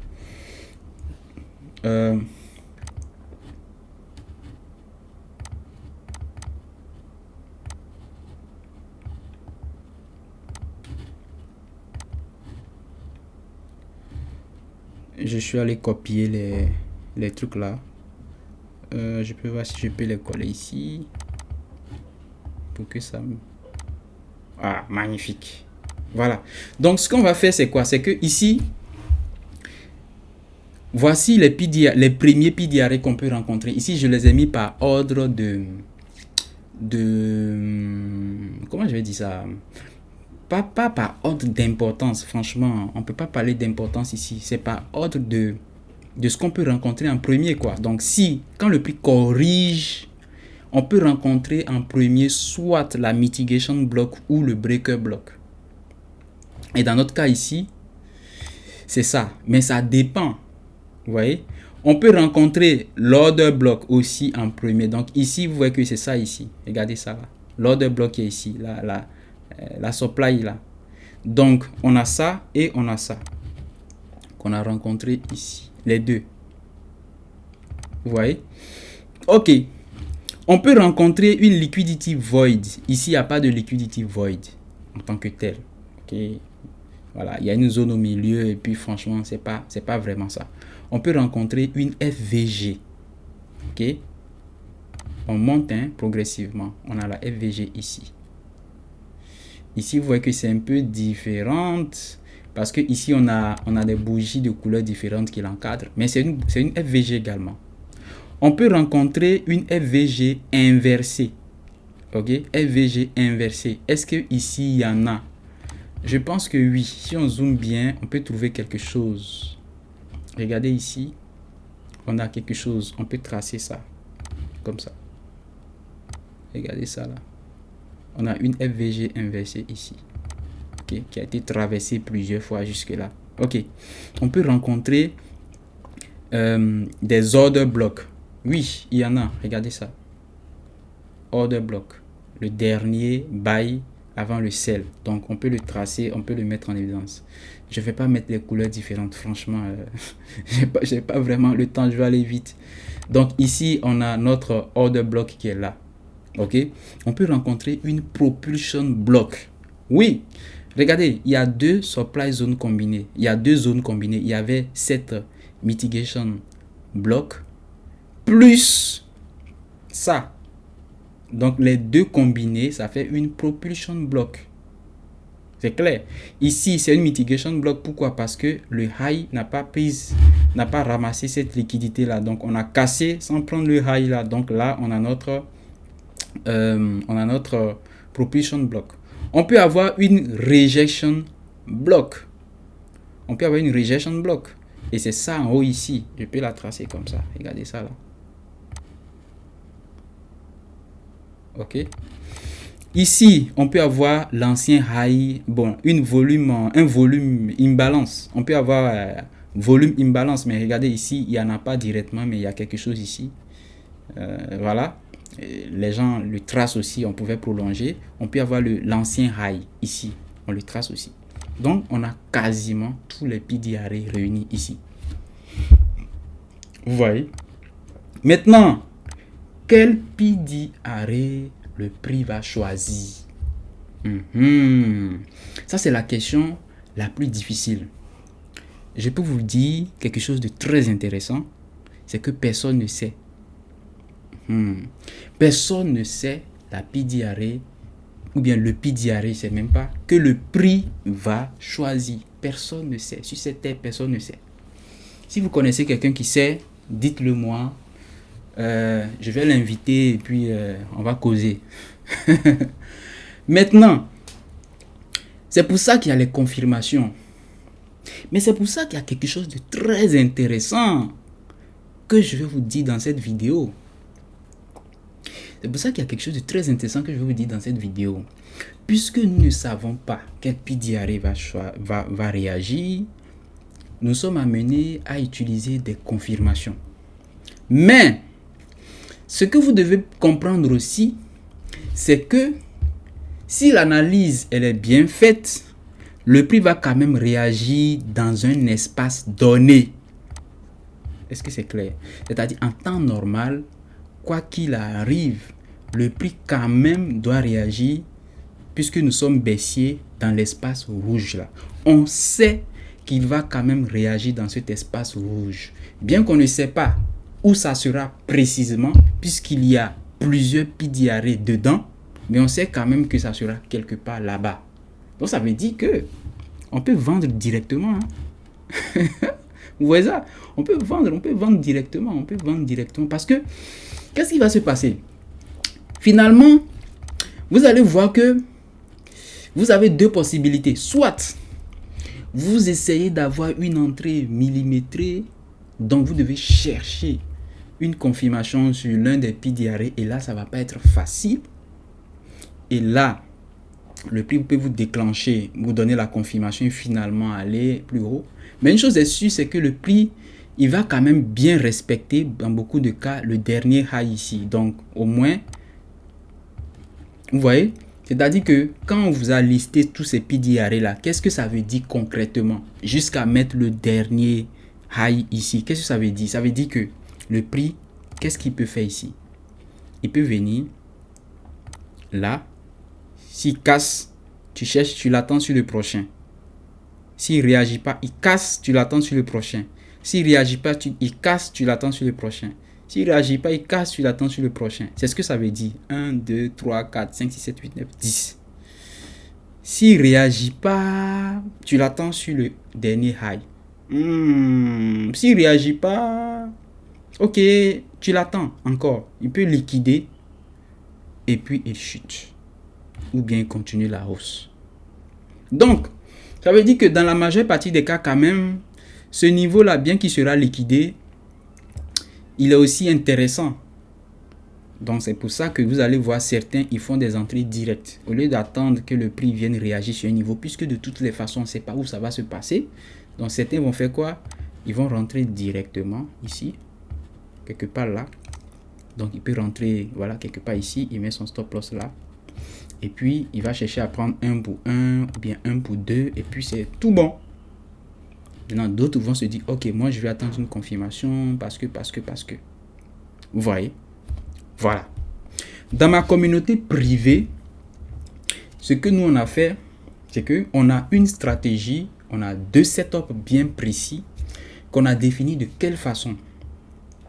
C'est-à-dire que on a des choses qu'on voit qui fait que quand le prix revient, on n'attend plus de confirmation parce qu'on sait que la probabilité est très élevée que le prix réagisse. Donc, on n'attend pas de confirmation.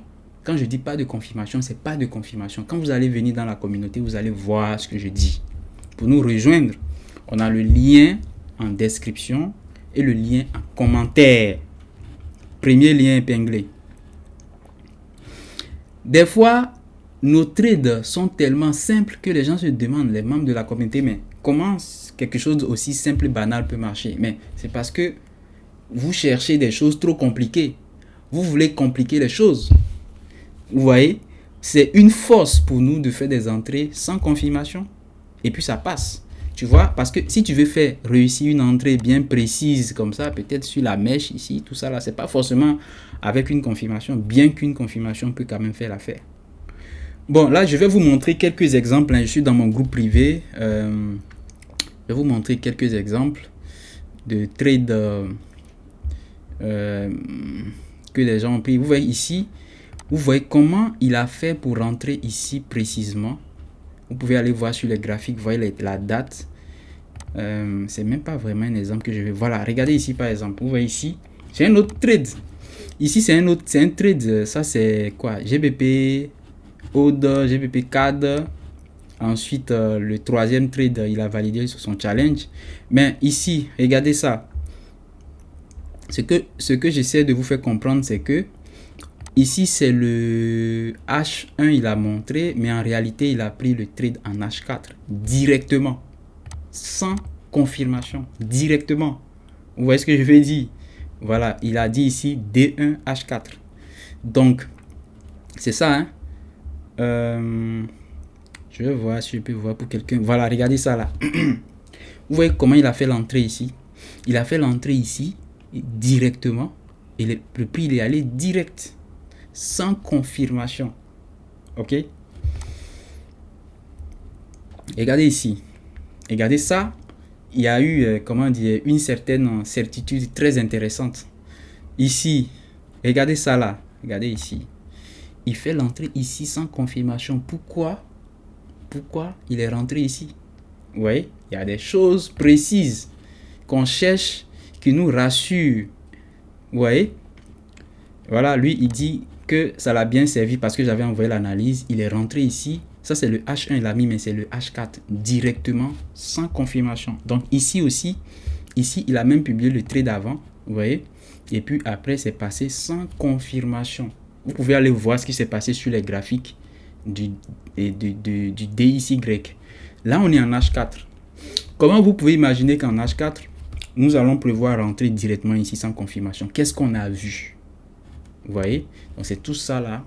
On va vous enseigner, on va vous aider à comprendre, ok, dans cette formation. Donc, ici, il y a Hakim, par exemple, qui dit qu'il vient de griller son challenge de 50K. Je vais vous expliquer son problème et comment ça se passe ici dans la communauté. C'est que Hakim, c'est un de mes élèves. Vraiment, il est vraiment bon. Mais il n'arrivait pas à se, comment dire, à sélectionner efficacement les trades. Donc, ici, qu'est-ce qui se passe dans comment dire, les exercices? Il y a des exercices, hein, il y a vraiment beaucoup d'exercices. Vos exercices, vous voyez, ça c'est les exercices de chaque élève. Donc ça c'est le nom de quelqu'un, il a publié ces exercices, je dois aller corriger. Donc je vais rentrer, vous allez voir comment ça se passe. Par exemple, si je prends celui-là, je clique sur son nom. Voilà, il y a beaucoup d'exercices à faire. Donc il fait les exercices, je discute avec lui individuellement. Personne d'autre n'a le droit d'écrire ici. C'est lui et moi seul. Vous voyez que le 12, on est le 14 aujourd'hui, donc avant-hier, le 12, j'ai fait une vidéo pour corriger les exercices qu'il a envoyés. Vous voyez? Donc l'idée, c'est d'apprendre aux gens à maîtriser le setup. Une autre vidéo pour corriger. Une autre vidéo, vous voyez les vidéos. Vous voyez? Dans erreurs à éviter ici, on met les erreurs que la plupart des gens rencontrent. Et là, ça permet quand vous rejoignez la formation de voir les erreurs des gens et d'apprendre des erreurs des autres. Vous voyez? Donc ici aussi, voilà, ici aussi, voici quelqu'un qui publie des choses. Maintenant, allons voir, voici aussi quelqu'un, Johnson qui fait très bien ses exercices aussi, qui vient de, voilà, quand l'exercice n'est pas, tu n'as pas bien réussi les choses, je peux te demander d'ajouter 5 supplémentaires par exemple. Vous voyez, il a envoyé ses exercices, je les ai corrigés en vidéo, comme d'habitude, ainsi de suite. Vous voyez, on va chercher maintenant notre ami Hakim. Hakim.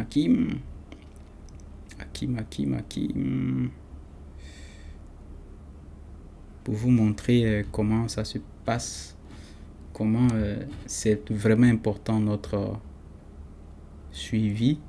C'est très important pour moi. Ça fait que je suis le seul qui m'occupe de la correction des exercices, tout ça. Vous ne serez pas livré à quelqu'un. C'est pour ça qu'on a augmenté dernièrement le prix de la formation et on va encore l'augmenter parce que le contenu, c'est immense. Le travail derrière, surtout l'accompagnement de chaque élève. Il y a du monde, hein. J'arrive pas à retrouver les exercices de Hakim là. Il doit être très bas. Hakim. Voilà, ici. Donc, Hakim, il y a très longtemps. revenir plus récent. Donc, tu vois, Hakim, il avait fait ses exercices, il a fini les exercices, mais pour repérer les exercices, il avait quelques soucis. Ok, donc qu'est-ce qu'on a fait? On s'est dit, ok, Hakim, va trader. Après, tu m'envoies ton historique et on va l'analyser ensemble. Donc, il est allé trader. Il a envoyé son historique. Vous voyez, ça, c'est son historique. Ça, ce sont ses trades. Hein. Trade numéro 10, trade numéro 9, trade numéro 8, ouais, trade numéro 7. Et j'analyse. J'ai fait maintenant une vidéo pour analyser les trades qu'il a pris, pour corriger. Et c'est là le challenge. Le premier test qu'il a fait, il n'a pas réussi. C'est pour ça que il a dit qu'il a fumé son compte. Et l'erreur qu'il faisait, c'est qu'il n'arrivait pas à repérer efficacement le trade. Et lui-même, il se donne des critiques où il explique clairement les erreurs qu'il a fait. Il n'arrivait pas à repérer efficacement. Donc, l'idée maintenant, c'est qu'on a travaillé maintenant à l'aider à récupérer, à repérer efficacement le setup. Et là, il a fait. Et maintenant, il a repris un challenge. Et maintenant, ses résultats commencent à s'améliorer. Tout simplement parce qu'on a compris son problème. Et là, on cherche maintenant à le résoudre. Vous voyez? J'espère que c'est clair. Maintenant, il y a quelque chose de très intéressant que je fais ici. C'est que quand tu fais l'exercice à la fin, tu dois faire des analyses live. Très important pour que je sois sûr que tu maîtrises un peu les choses. Je vais vous montrer l'exemple de quelqu'un qui a fait ses analyses live. Il y a... Tout le monde le fait, hein, mais voilà. Par exemple, je vais voir... Voilà, donc ça c'est notre ami. Il a fait son premier analyse live ici. Je vais vous jouer. Pour continuer, je vous montrer les analyses. Je vous disais que voilà, le truc ne se faisait pas bien voir. Donc j'ai relancé la vidéo pour bien vous montrer les choses. Donc on a fait les exercices. Il a terminé ses exercices avec beaucoup d'exercices. Les vidéos où dans mes vidéos, franchement, je prends du temps pour chacun pour expliquer l'erreur déjà. Regardez ici. Ça c'est une vidéo comme ça où il faut que la vidéo charge, ça va prendre du temps. Ok, vous voyez ici où je défile, je corrige. Vous voyez, je corrige les erreurs correctement, je te dis ce qu'il ne faut pas faire, ce qu'il faut faire, et ça te permet vraiment d'être dans le bain. Maintenant, à la fin, tu dois faire des analyses live. Donc, 5 analyses live. Et mon objectif pour ces analyses live, c'est de t'écouter t'exprimer sur l'analyse en vidéo. C'est une analyse qui ne doit pas dépasser 5 minutes. Donc, vous voyez déjà, en 1 minute, déjà, il a déjà fait son analyse en moins d'1 minute. Vous voyez, il a déjà fait ainsi de suite. Donc, tu fais ton analyse, je t'écoute et je te vois raisonner. Et je te vois, j'essaie de sentir, voir si tu comprends vraiment la chose. Tu vois, avant maintenant de passer en démo ou de passer en backtest. Parce que tu ne peux pas aller backtester quelque chose que tu ne comprends pas. Tu ne peux pas aller trader quelque chose que tu ne comprends pas. Tu vois. Maintenant, même quand tu vas trader, il y a les émotions, il y a tout ça qui fait que tu peux repérer n'importe quoi, prendre des déchets. Et mon objectif encore, ça sera de corriger et de te ramener encore à la raison. Vous voyez, c'est pour ça qu'on a augmenté le prix. Donc, c'est un travail sérieux qui se passe dans la communauté. Je n'en parle pas souvent. Vous pouvez remarquer que sur Discord, j'en parle pas. Et sur Telegram, j'en parle pas assez. Je fais pas assez de publicité. Pourquoi? Parce que franchement, on est très occupé. On est très occupé. Très, très occupé. Très occupé. Donc, ici, je vous montre là. Ça, c'est l'analyse. La première analyse qu'il a faite. Il a anticipé une hausse ici. Regardez, c'est un marché en live. Vous pouvez remarquer ça avec le vert ici. Il a anticipé une hausse. Et puis, il m'a montré exactement là où il prévoyait rentrer. Et par la suite, vous-même, allez voir si ça a marché ou pas. Ok? Allez voir si ça a marché ou pas. Deuxième analyse, journée 2. Ok? Regardez ça. Et ça, ce sont les analyses que nous prenons sans confirmation. On n'a pas besoin de confirmation parce qu'on est sûr de la chose. Le taux de réussite est très élevé, donc on rentre direct. Ok? Et ça, c'est une autre analyse qu'il a faite. Ça, c'est le AUD-USD, marché en live. Allez voir ce qui s'est passé. Ici, c'est une entrée directement en H4. Ok? Sans confirmation.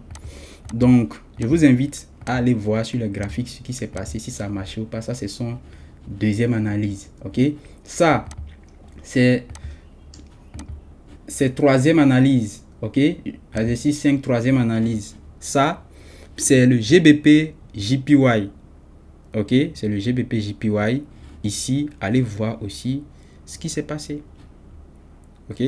Allez voir ce qui s'est passé. Allez voir de vous-même si il a réussi l'analyse ou pas. Parce que pour savoir si l'analyse a réussi ou pas, c'est les marchés. Ok? C'est les marchés qui jugent. Donc, allez voir. Ok? Voilà.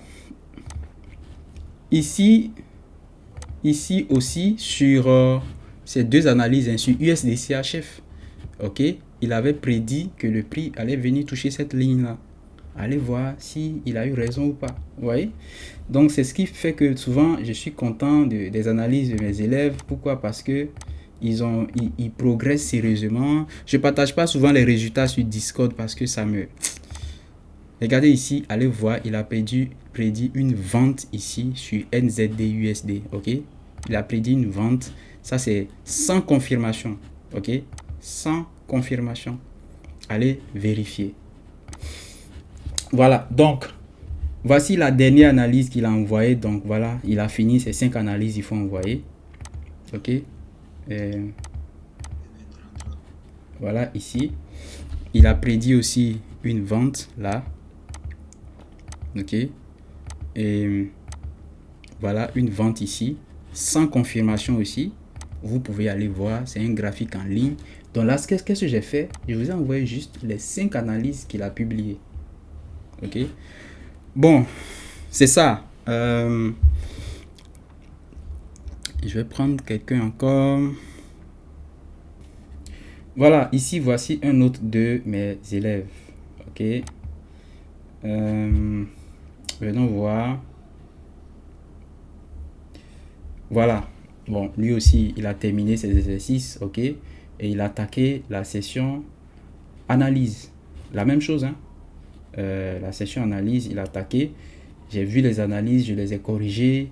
Et c'est comme ça, quoi. C'est aussi simple que ça. Vous voyez? Ici, j'ai fait une vidéo. Quand tu fais l'analyse même et qu'il y a des erreurs, je fais une vidéo et je corrige.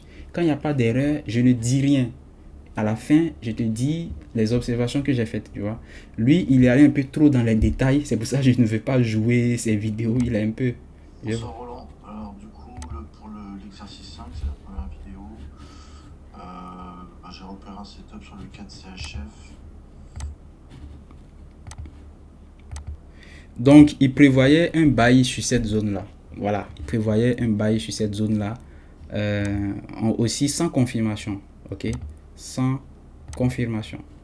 Voilà. Donc, vous pouvez aller voir. C'est un graphique en live. Vous pouvez aller voir. Franchement, la vidéo, elle est longue. Je peux pas... je ne vais pas traîner sur toutes les vidéos. Mais c'est ça. C'était pour vous donner un peu une idée de ce qui se passe dans la communauté parce qu'il y a beaucoup de personnes qui me demandent comment ça se passe, C'est que le coaching privé, il est pris très au sérieux. Vous voyez? Et tout ça là, ça correspond au coaching de chaque élève qui doit vraiment faire des exercices et je dois les corriger et c'est comme ça ça marche. J'espère que c'est clair. Voilà. Voilà, il y a quelque chose que j'aimerais ajouter, ok? C'est que en plus du suivi que vous avez, du coaching privé très sérieux que vous avez, parce que c'est avec moi exclusivement, vous avez mes analyses à moi. Franchement, ça c'est très important. C'est très important. C'est-à-dire, je publie, je ne vais pas dire tous les jours, mais quand il y a des opportunités intéressantes, à forte probabilité, je les publie en vidéo. Oui, en vidéo où j'explique Pourquoi? Qu'est-ce que je vois? Et c'est à chaque fois une occasion pour moi d'enseigner encore à travers, disons, d'enseigner en réel. Parce que ça, ce sont des analyses en réel. C'est pas des replays ou bien c'est pas des explications simples. Non, j'explique avant que ça se réalise. Et en vidéo, je poste. Et après, dans la vidéo, tout le monde, les membres de la formation, ils savent. C'est pas des explications un peu dans l'air. Vous voyez, il y a des analyses que des gens font où ils font des analyses généralistes pour dire, ok, on aura peut-être ça. Non. L'analyse ici, c'est voici où je rentre, voici où je sors, voici où je mets mon TP, voici où je mets mon stop loss. Et tout le monde sait. Et ensuite, je fais une autre analyse où je montre comment dire, mon résultat sur l'analyse que j'ai publiée. C'est pas facile à faire, mais c'est ça. Ça, c'est exclusif pour le groupe privé. J'avais prévu le faire sur YouTube et sur Telegram, mais les gens ne vont pas connaître la valeur de la chose, quoi. Donc ici, les gens connaissent la valeur. Vous voyez? Donc ici, regardez, je vais vous montrer quelques analyses, hein, okay? Les analyses de janvier de cette année, quoi. Les analyses depuis janvier, quoi. Ok, là on est en mars. Première analyse.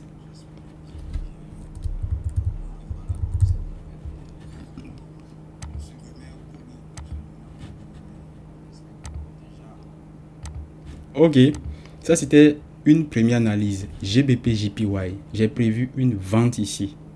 Ok, allez voir ce qui s'est passé. Ça c'est un graphique en live, hein, vous voyez. Ok, c'est des analyses simples, sans confirmation. Donc on a fait l'entrée sans confirmation. Et là, j'explique ce que je veux faire et j'explique ce que je vois. J'explique les choses en live. Donc c'est pas, ouais, j'essaie de vous faire voir l'importance de la chose. Ok. Et voici un autre actif aussi où je prévoyais vendre, c'est Euro NZD. Ok. Et puis voici un autre actif aussi. Allez voir aussi, hein, c'est EuroCAD. Ici aussi, j'ai prévu vendre sur EuroCAD à partir de cette ligne-là. Ok. Et ça, tous ces actifs-là, c'était des opportunités que nous voulons prendre sans attendre de confirmation. Ok. Parce que on a vu quelque chose. On a vu notre setup. Ok. Maintenant, après cette analyse, après, on a fait une autre analyse aussi, ici, ok, ici. Et ça, j'ai profité pour corriger un de nos élèves il y a un de mes élèves qui avait fait la même analyse. Et j'étais d'accord avec lui, j'ai repris et puis je l'ai corrigé. Là, on prévoyait même, ici, on prévoyait un achat, ok. Sur GBP CHF, on prévoyait acheter jusqu'ici. Mais allez voir ce qui s'est passé. Allez voir si le prix n'est pas venu là où on l'attendait. Vous voyez, c'est magnifique. Voilà. Et j'ai profité pour faire un recap sur l'analyse en cours, quoi. Voilà. Donc, maintenant, quand on publie les analyses comme ça, après, quand ça se passe, il faut publier aussi. Si tu prends un stop loss, il faut le dire. Si tu prends un TP, il faut le dire. Et moi, je le dis. Vous voyez, je le dis clairement. C'est important la transparence. Vous voyez que ici, combien... non, ça c'est un conseil que j'ai donné ici. Ok, j'ai donné les conseils comment bien profiter des opportunités. J'ai expliqué certaines choses ici. Maintenant, ici c'est le recap. Donc, on a eu le TP sur GBP JPY, EuroCAD qu'on avait analysé là-bas. Sauf que l'autre ne s'est pas déclenché, c'est tout. Vous voyez? Donc, ici, je vais vous faire voir. J'ai fait mon entrée ici. J'ai montré là où je suis rentré. Ok. Voilà. Vous voyez? Le prix a commencé à chuter, il est allé dans l'autre sens comme prévu. Et là aussi, il faut expliquer certaines choses. Il faut expliquer parce que c'est les opportunités comme ça, c'est les meilleurs moments pour enseigner aussi. EuroCAD, là où je vous ai prévu, je vous ai dit qu'on allait rentrer. On est rentré là. Mais regardez, ça c'est en daily. On est rentré même en daily sans confirmation aussi. Parce que on savait que ça allait passer, quoi. Parce que le truc, c'est que des fois, attendre d'être trop de confirmation finit par ne rien donner, quoi. Vous voyez, on continue. L'analyse qui a suivi, AUD-JPY, analyse qui a suivi, c'est ça.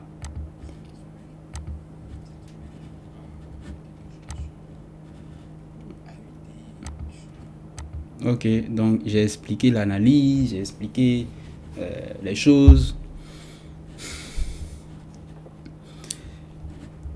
J'aime pas trop en parler, mais quand j'ai l'occasion, il faut que j'en parle une fois de bon. Ça me permet d'éviter des questions que tu reçois par email. Les gens posent beaucoup de questions. Comment ça se passe dans ta formation? Comment ça se passe? Et souvent, franchement, j'ai pas souvent le temps de répondre. Donc là, c'est une occasion en or pour moi de vous expliquer vraiment les choses de façon terre à terre.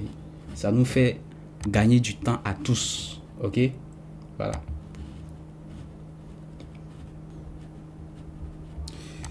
Ok, ici, la vidéo là refuse de jouer. Hein. Je sais pas pourquoi. Ok, donc ici, ok, elle joue finalement. Donc ici, j'ai expliqué l'analyse, j'ai expliqué, voilà.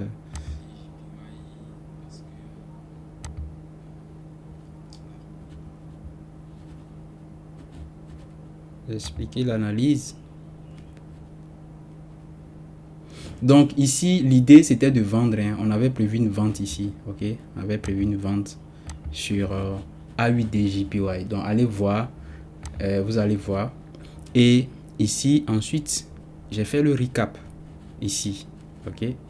J'ai fait le recap. Et ici, c'était magnifique. Regardez l'entrée là. Ah là là là là. Cette entrée n'a fait aucun DD quoi. Et ça, c'était une entrée sans confirmation. J'ai une question pour vous. Vous allez voir ici, il y a une FVG ici. Le prix n'a pas comblé. Pourquoi? Voilà. On n'a pas eu besoin de se dire, ok, il y a une FVG ici, le prix va venir combler. Non. On sait que le prix a moins de chances d'aller là-bas. Parce qu'on a quelque chose qui nous dit qu'il y a beaucoup de chances qu'il se retourne ici. Donc, c'est ça. Vous voyez? Donc là, on prend notre entrée là-bas. Et ça, c'était l'analyse que j'ai publiée sur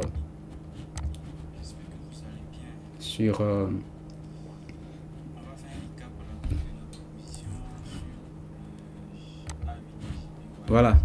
On continue. J'ai publié encore une analyse 4JPY. Ok. Et c'est toujours les mêmes setups. Les setups sont tellement évidents. C'est pas des setups compliqués. On sait ce qu'on a à faire, quoi. Vous voyez? 4JPY ici. Nouvelle analyse qui a suivi. Toi, c'est toujours en janvier. Hein, toujours en janvier. Ok. Regardez, c'est en live ici. Ok. Donc, c'est pas... Voilà. Donc, ici, on a prévu une vente. Ouais, ça c'était l'analyse 4JPY. Et ici, j'ai publié le recap sur 4JPY. Ok. Donc ici, allez voir le 4JPY. Allez voir. Ici, je fais mon entrée ici. Je fais mon entrée là. J'ai pas cherché à attendre une confirmation ou quoi que ce soit. Non. Je prends mon truc rapide. Ça se passe bien. Et puis on passe à l'opportunité suivante. Vous voyez, vous pouvez aller voir les graphiques 4JPY. Dans l'analyse, je voulais vendre ici. Ici, on a une bonne cassure claire. Là, je suis en train de vous faire comprendre que les choses que je vous enseigne, c'est des choses que j'utilise. Parce que regardez la cassure qu'on a ici. Elle n'est pas évidente. Mais on ne s'est pas basé seulement sur la cassure. Il y a eu d'autres éléments qu'on a utilisés qui fait que on a moins de doutes sur la réalisation du setup. Vous voyez? Voilà. Donc, c'est ça quoi. On continue. Hein. La dernière analyse que j'avais publiée, c'était sur le